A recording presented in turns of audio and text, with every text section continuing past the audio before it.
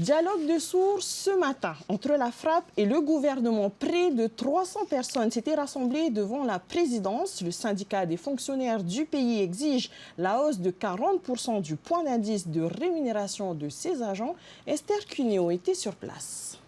Si vous nous dites qu'il vient négocier le point d'indice, nous viendrons. Donnez-nous l'information selon laquelle on va négocier le point d'indice. Si c'est pas ça, on ne vient pas. Bah, Les syndicalistes de la FRAPP sont catégoriques. Pas question de franchir les grilles, à moins d'être sûr que le président du pays est prêt à discuter de la hausse du point d'indice. Du côté du président, pourtant, les choses sont claires. Ce que nous avons dit de manière très précise, c'est que la discussion sur le point d'indice, elle est prévue depuis l'an dernier, en mars-avril, après la clôture des comptes administratifs pour savoir exactement quelle est la situation économique et financière.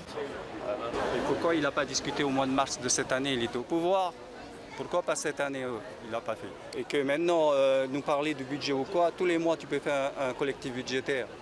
Il n'y a pas de souci pour ça. La ministre de la fonction publique a aussi rappelé que le point d'indice n'a pas été gelé depuis 8 ans. C'est faux. Et la précédente remontait à 2022. 1030 à 1060 en 2023. En 2023 et 2015 à 1030 en 2022. Bien loin des 40% réclamés par le syndicat pour compenser l'inflation et la cherté de la vie. Quand tu dis qu'on a remonté, c'est 0,20, 0,10. On n'en pas suivant. Mais maintenant, ça a explosé. Il faut rattraper les 2,24%. C'est ce qu'on demande. Et puis pour le paiement, si je puis le dire, bien sûr qu'on va étaler. On va étaler. Budget cette année, budget cette année. Mais ça, c'est dans les discussions. Lui, il ne veut pas discuter. Quand il dit que c'est nous qui fermons, c'est lui qui ferme. On n'est pas là pour avoir une discussion de marchand de tapis.